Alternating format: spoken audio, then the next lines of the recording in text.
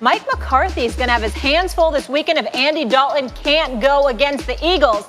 The Cowboys coach was asked if preparing young quarterback Ben DiNucci will be a tougher task. Take a listen. Is it harder? Yeah. I mean, was I not supposed to laugh at that? I mean, it's kind of hard to tell with your mask on, so I didn't know if you were serious. Yeah, it's a bit harder to prepare with a first year quarterback, than Andy. Yes. All right, Damian Woody back here with us. Damian, good to see you. Stephen A., I'm going to start with you here. Who do you think's under more pressure in this game? Would you say it's Mike McCarthy or Carson Wentz? Well, first of all, easily Carson Wentz.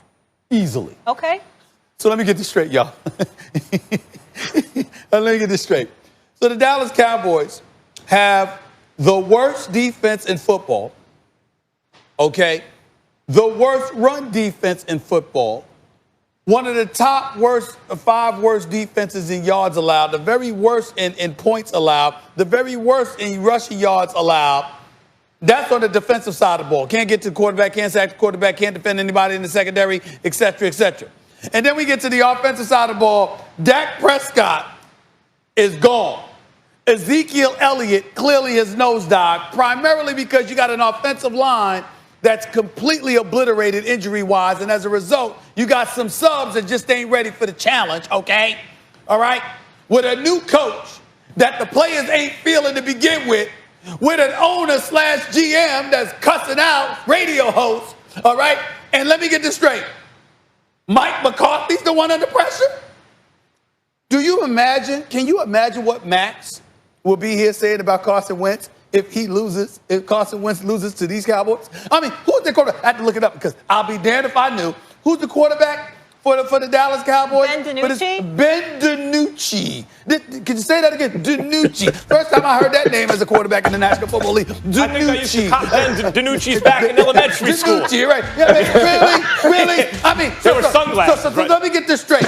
Carson Wentz can go into a football game against the hated rival division nemesis known as the Dallas Cowboys that's got subs on your offensive line, a dude named DiNucci, not even Andy Dalton, DiNucci Sounds like a nice playing Italian quarterback, guy. okay? All right, and a defense that's virtually non-existent with a coach that the players ain't feeling, a defensive coordinator that's getting Tabasco sauce caught in his eye during press conference, and an owner/GM that's cussing out radio hosts to show his attitude and more fire than the players showed when Andy Dalton got knocked upside his head, and Carson Wentz can afford to lose to that team?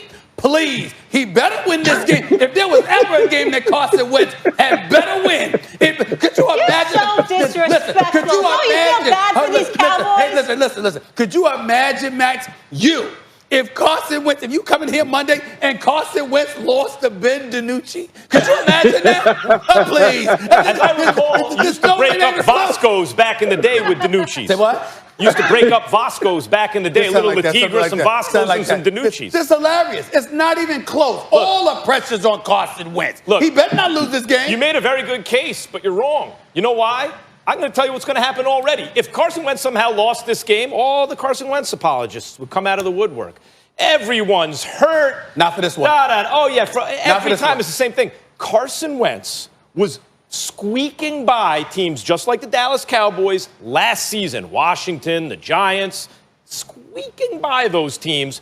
And every single quarterback in the division last year, and we're talking about a rookie and Daniel Jones, backups on Washington, all those quarterbacks did better against the teams that Wentz was squeaking by than Wentz did. And yet I used to come on every Monday and y'all were talking about how great Wentz is. He should be in the MVP conversation. I already know what Wentz is going to do against the Cowboys. What he always does. He'll have one amazing Patrick Mahomes level throw. He'll have 3 or 4 good ones, and then the rest will be poor execution and questionable decisions. That should still be enough to beat the Cowboys. But if it's not, Stephen A. Smith, Dan Orlovsky, maybe you, Damian, are going to come out and start defending Carson Wentz. So, in fact, while it should be, listen, Is there pressure on McCarthy? Well, you just said it. He's dead last in everything on the defensive end. Doesn't that have something to do with the head coach? Isn't he presiding over this team? And on the offensive side, yep, he lost his quarterback. He lost his backup. He still has Ezekiel Elliott, who somehow forgot to play how to play football all of a sudden. He still has offensive weapons and receivers. You would think, like, it's one thing to lose. It's another thing to lose the way McCarthy has been losing. They have to be at least competitive. Max.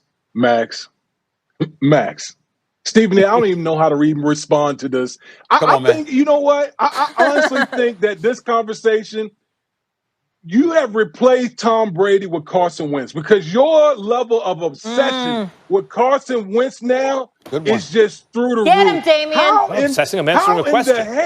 How in the hell could you possibly say in this scenario that more pressure is on Mike McCarthy than it is on Carson Wentz?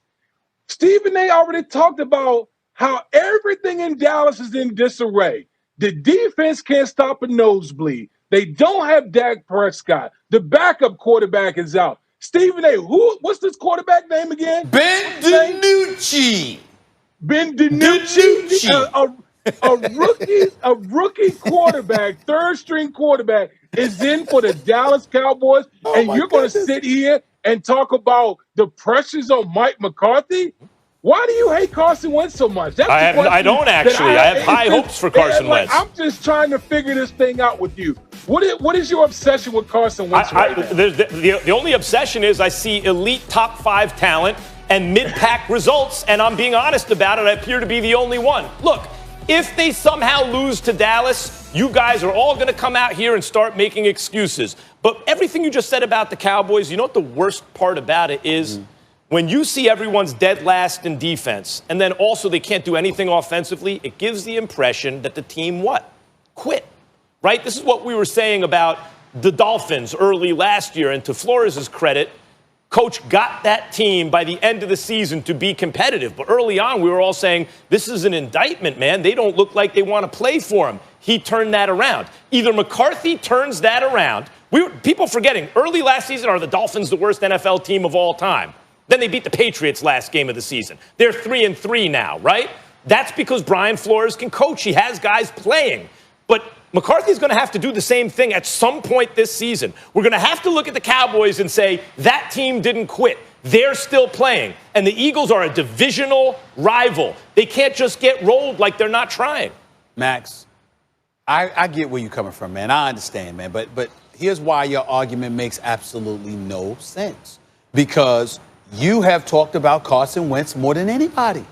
You've talked about him, Max, when he got them to the playoffs last year with third stringers. You were talking about him and how he's not what he used to be. This year, he started off bad. You made that point, okay?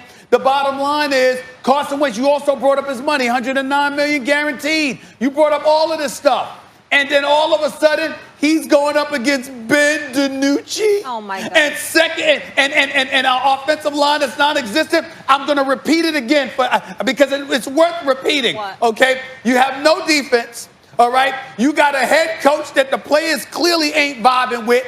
You got a defensive coordinator that's got a press conference and has to take a damn near 3-minute break because he gets Tabasco sauce caught in his eye. You got a GM / owner / president of football operations, and this dude is cussing out radio hosts, by the way, showing more toughness than his offensive lineman and team showed when they knocked Andy Dalton upside the head. And you're going to tell me that Carson Wentz can afford to lose to those people? No, this is what I'm telling you. There's no way this is that what I'm he'll telling get you. crucified. This is what I'm telling you.